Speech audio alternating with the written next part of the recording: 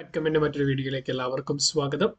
നമ്മളിന്ന് ഡിസ്കസ് ചെയ്യാനായിട്ട് പോകുന്നത് ക്വസ്റ്റ്യൻ പേപ്പർ കോഡ് 36/2023 ഒരു വില്ലേജ് ഫീൽഡ് അസിസ്റ്റന്റ് എക്സാമിനേഷനകത്ത് ക്വാണ്ടിറ്റേറ്റീവ് ആപ്റ്റിറ്റ്യൂഡ് റീസണിംഗ് പാർട്ടിന്റെ ചോദിച്ച 10 ചോദ്യങ്ങളാണ്. വീഡിയോ യൂസ്ഫുൾ ആവുമെന്ന് വിശ്വസിക്കുന്നു. ഇതുപോലെ ഇൻഫോർമേറ്റീവ് കണ്ടന്റ്സിന് വേണ്ടി ചാനൽ സബ്സ്ക്രൈബ് ചെയ്യും. സോ ചോദ്യം ഇങ്ങനെയാണ്: y അക്ഷം പ്രതിസാമ്യത അക്ഷമായി എടുത്താൽ 3-4 ബിന്ദുവിന്റെ പ്രതിബിംബമായി വരുന്ന ബിന്ദു ഏത്? For example 3-4. സോ നമ്മളിപ്പോൾ കോർഡിനേറ്റ് സിസ്റ്റം വരയ്ക്കുകയാണെങ്കിൽ ഇത് y ആക്സിസും ഇത് x ആക്സിസും ആണെങ്കിൽ 3-4. സോ ഈ ഒരു പോയിന്റ് 3-4 ആയിട്ട് എടുത്താൽ ഈ ഒരു പോയിന്റ് എന്ന് പറയുന്നത് 3-0, ഈ ഒരു പോയിന്റ് എന്ന് പറയുന്നത് 0-4 ആയിരിക്കും. അങ്ങനെയാണ് ഇതാണ് y ആക്സിസ്. സോ ഈ y ആക്സിസിനെ പ്രതിസാമ്യത അക്ഷമായിട്ട് എടുത്താൽ ഇതിന്റെ പ്രതിബിംബം, ഫോർ എക്സാമ്പിൾ ഇതിന്റെ മിറർ ഇമേജ് എന്ന് പറയുന്നത് നേരെ ഇതിന്റെ ഓപ്പോസിറ്റ് ക്വാഡ്രന്റിൽ വരും. സോ ഇതിന് ഇപ്പുറത്തെ ക്വാഡ്രന്റിൽ വരുമ്പോൾ y ആക്സിസിന് ചേഞ്ച് ഒന്നും വരില്ല. y ആക്സിസ് അതേപടി തന്നെ എക്സിസ്റ്റ് ചെയ്യും. x ആക്സിസ് എന്ന് പറയുന്നത് 3 എന്ന് പറയുന്നത് മാറി അത് -3 ആവും. സോ ഈ കോർഡിനേറ്റ് എന്ന് പറയുന്നത് -3,4 എന്ന് വരും. സോ പ്രതിബിംബമായി വരുന്ന ബിന്ദു എന്ന് പറയുന്നത് ഓപ്ഷൻ ഡി -3,4 ആയിരിക്കും. നെക്സ്റ്റ് വൺ: ഒരു സമാന്തര ശ്രേണിയിലെ n പദങ്ങളുടെ തുക 3n² + 1 ആയാൽ പൊതുവ്യത്യാസം എത്ര? So basically sum of n terms, ഒരു സമാന്തര ശ്രേണിയിലെ സം ഓഫ് n ടേംസ് ആണ് 3n² + 1 എന്ന് പറയുന്നത്.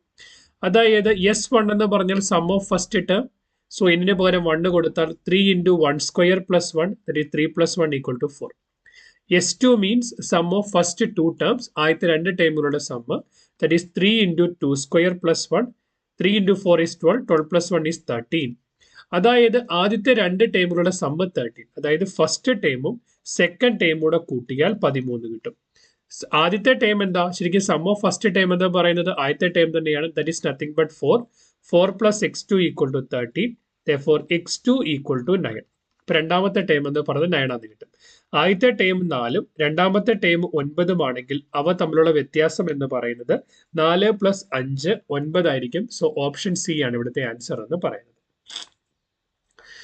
ദെൻ നെക്സ്റ്റ് ചോദ്യം: അബു, സലീം എന്നിവർ അവർക്ക് ലഭിച്ച ലാഭത്തെ 5:3 അംശബന്ധത്തിൽ വീതിച്ചപ്പോൾ അബുവിന് 1500 രൂപ അധികം ലഭിച്ചു എങ്കിൽ അവർക്ക് ലഭിച്ച ലാഭം എത്ര? സോ ലാഭത്തെ 5:3 റേഷ്യോയിൽ ഡിവൈഡ് ചെയ്യുക എന്ന് പറഞ്ഞാൽ അവർ ഡിവൈഡ് ചെയ്തിരിക്കുന്നത് 5x:3x പ്രൊപ്പോർഷണൽ ആണ്. സോ അവർ തമ്മിലുള്ള ലാഭത്തിന്റെ വ്യത്യാസം എന്ന് പറയുന്നത് 2x ആണ്. അവർ തമ്മിലുള്ള ലാഭത്തിന്റെ വ്യത്യാസം എന്ന് പറയുന്നത് 2x ആണ്. അതായത് അബുവിന് 1500 രൂപ കൂടുതൽ ലഭിച്ചു എന്ന് പറഞ്ഞാൽ അവ തമ്മിലുള്ള വ്യത്യാസം അഥവാ 2x എന്ന് പറയുന്നതാണ് 1500. therefore x എന്ന് പറയുന്നത് 750 രൂപ. ചോദിച്ചിരിക്കുന്നത് ലഭിച്ച ആകെ ലാഭം, അബുവിന് ലഭിച്ചത് 5x-ഉം സലീമിന് ലഭിച്ച 3x-ഉം ആണെങ്കിൽ ടോട്ടൽ ലാഭം എന്ന് പറയുന്നത് 8x വരും. സോ ടോട്ടൽ ലാഭം എന്ന് പറയുന്നത് 8x വരും. എക്സിന്റെ വാല്യൂ 750 ആണെങ്കിൽ 8 × 750 6000 രൂപ. ഓപ്ഷൻ സി ആയിരിക്കും ഇവിടുത്തെ ആൻസർ എന്ന് പറയുന്നത്. നെക്സ്റ്റ് വൺ: 31² വിലയെ ഒറ്റ എണ്ണൽ സംഖ്യകളുടെ തുകയായി എഴുതിയാൽ അവസാനത്തെ എണ്ണൽ സംഖ്യ ഏതാ? അതായത് 31² വാല്യൂവിനെയാണ് ഒറ്റ എണ്ണൽ സംഖ്യകളുടെ തുകയായിട്ട് എഴുതിയിരിക്കുന്നത്. So for example sum of n odd numbers, ആദ്യത്തെ ഓഡ് നമ്പർ 1 വരും, അടുത്തത് 3 വരും, അടുത്തത് 5 വരും, എക്സെട്ര. സോ ആ ഇതൊരു അരിത്തമെറ്റിക് സീക്വൻസ് ആയിട്ട് സമാന്തര ശ്രേണിയായിട്ടാണ് വരുന്നത്. അതിന്റെ ആദ്യത്തെ ടേം എന്ന് പറയുന്നത് 1 ആണ്. അതിന്റെ കോമൺ ഡിഫറൻസ് എന്ന് പറയുന്നത് 3ൽ നിന്ന് 1 പോയാൽ 2 കിട്ടും, 2 ആണ്. അങ്ങനെയാണെങ്കിൽ ഇവയുടെ സം ഓഫ് n ടേംസ് എന്ന് പറയുന്നത് എന്ത് കിട്ടും? Sn = n/2 × 2a + n-1 × d, n-1 × d, that is equal to n/2 × first time 1 ആണ്, 2 + n-1 × കോമൺ ഡിഫറൻസ് എന്ന് പറയുന്നത് 2 ആയിട്ട് കിട്ടും.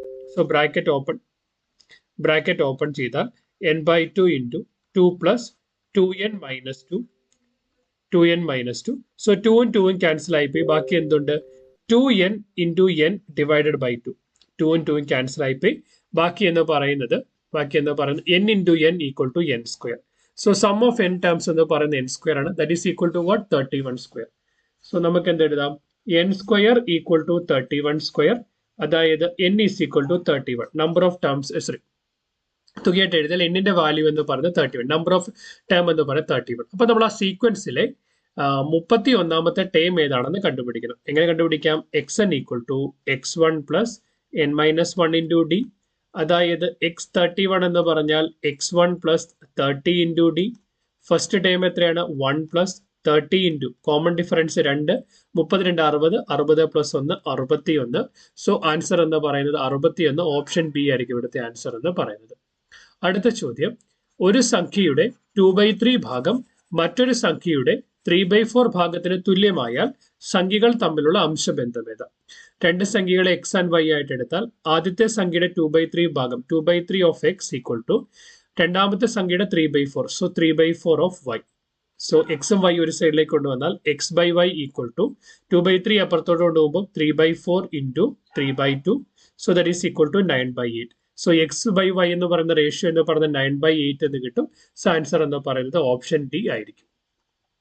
നെക്സ്റ്റ് വൺ, ഒരു ദ്വിമാന സമവാക്യത്തിന്റെ മൂലഗണിതത്തിലെ ഒരംഗം 3+√7 ആയാൽ മൂലഗണിതത്തിലെ അംഗങ്ങളുടെ ഗുണനഫലം എത്ര? സോ ബേസിക്കലി നമ്മളിപ്പോൾ ഒരു ഒരു ക്വാഡ്രാറ്റിക് ഇക്വേഷന്റെ സൊല്യൂഷൻ എന്ന് പറയുന്നതിന് നമുക്ക് രണ്ട് ഫോമിൽ എഴുതാനായിട്ട് പറ്റും. That can be written as alpha plus beta and alpha minus beta. Alpha plus beta and alpha minus beta.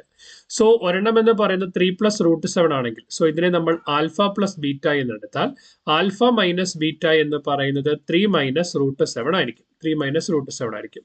So അങ്ങനെയാണെങ്കിൽ ഇവയുടെ ഗുണനഫലം എന്ന് പറയുന്നത് 3+√7 മൾട്ടിപ്ലൈഡ് വിത്ത് 3-√7. ഇതെന്തുവാ? a plus b into a minus b that is equal to a² minus b². That is എന്ത് കിട്ടും? 3² minus √7 square. So 3² എന്ന് പറയുന്നത് 9. 9 - 7 ഈസ് ഈക്വൽ ടു 2. സോ ഗുണനഫലം എന്ന് പറയുന്നത് 2. ഓപ്ഷൻ ഡി ആയിരിക്കും ഇവിടുത്തെ ആൻസർ എന്ന് പറയുന്നത്. അടുത്ത ചോദ്യം, 10 സെന്റിമീറ്റർ ആരമുള്ള ഈയഗോളം ഉരുക്കി അതേ ആരമുള്ള വൃത്തസ്തൂപികയാക്കിയാൽ സ്തൂപികയുടെ ഉന്നതി എത്ര? 10 സെന്റിമീറ്റർ ഉയരമുള്ള ഈയഗോളം. സോ സ്ഫിയർ ആണ്. സ്ഫിയറിന്റെ വോളിയം എന്ന് പറയുന്നത് 4/3 πr³. 4/3 π ഇൻറ്റു റേഡിയസ് 10 ആണ്. 10 ഇൻറ്റു 10 ഇൻറ്റു 10 ഈക്വൽ നമ്മളൊരു വൃത്തസ്തൂപികയാക്കി മാറ്റുന്നു. വൃത്തസ്തൂപികയാക്കി മാറ്റുമ്പോൾ അവയുടെ വോളിയം എന്ന് പറയുന്നത് 1/3 πr² into h. So 1/3 into pi into അതേ ആരം എന്ന് പറഞ്ഞിട്ടുണ്ട്. So radius equal to 10 into 10. Height അറിയത്തില്ല, നമ്മളതിന് എച്ച് എന്ന് കൊടുത്തു. പൈയും ക്യാൻസൽ ആയിപ്പോയി. 2 10നെ നമുക്ക് വെട്ടിക്കളയാം. 3 വെട്ടിപ്പോയി. therefore h is equal to 10 into 4 40. So ഉന്നതി എന്ന് പറയുന്നത് 40 ആയിരിക്കും. ഓപ്ഷൻ ബി ആണ് ഇവിടുത്തെ ആൻസർ എന്ന് പറയുന്നത്. നെക്സ്റ്റ് വൺ, ഒരു വൃത്തത്തിന്റെ അന്തർലേഖനം ചെയ്ത സമചതുരത്തിന്റെ ഒരു വശം 2 സെന്റിമീറ്റർ ആയാൽ വൃത്തത്തിന്റെ പരപ്പളവ്. സോ ഒരു സർക്കിൾ ഉണ്ട്. ആ സർക്കിളിനുള്ളിൽ ഒരു സ്ക്വയർ ഉണ്ട്. ആ സ്ക്വയറിന്റെ ഒരു വശത്തിന്റെ നീളം എന്ന് പറയുന്നത് 2 ആണ്. സോ ഇത് 2 ആണെങ്കിൽ ഇതും 2 ആയിരിക്കും. സോ ബേസിക്കലി ഇതിന് ഡയഗണൽ എന്ന് പറയുന്ന ഒരു ഉറപ്പായും സർക്കിളിന്റെ സെന്ററിലൂടെ കടന്നു പോകും. സോ അങ്ങനെയാണെങ്കിൽ ഇത് 2 ആണെങ്കിൽ ഈ ഡയഗണലിന്റെ ലെന്ത് എന്ന് പറയുന്നത് നമുക്ക് പൈതഗോറസ് തിയറം വെച്ചിട്ട് എങ്ങനെ കണ്ടുപിടിക്കാം? ഇതിന് ABC എന്ന് കൊടുത്താൽ AC is equal to square root of AB² plus BC². That is 2² plus 2² that is equal to square root of 8. √8 എന്ന് പറഞ്ഞാൽ എന്തുവാ? 8 എന്ന് പറയുന്നതിന് 2 4 കിട്ടി, 2 കിട്ടി. So √8 can be written as 2√2. അപ്പൊ എന്ത് ചെയ്യാം? നമുക്ക് AC എന്ന് പറയുന്നത് 2√2 എന്ന് എടുക്കാം. അപ്പൊ AC എന്ന് പറയുന്നത് എന്തുവാണ്? ഡയമീറ്റർ ആണെങ്കിൽ radius is equal to diameter divide by 2. ഡയമീറ്ററിന്റെ പകുതി ദറ്റ് ഈസ് 2√2/2. 2 ും 2 ക്യാൻസൽ ആയിപ്പോയി. സോ റേഡിയസ് എന്ന് പറയുന്നത് √2 ആണെന്ന് കിട്ടി. റേഡിയസ് എന്ന് പറയുന്നത് √2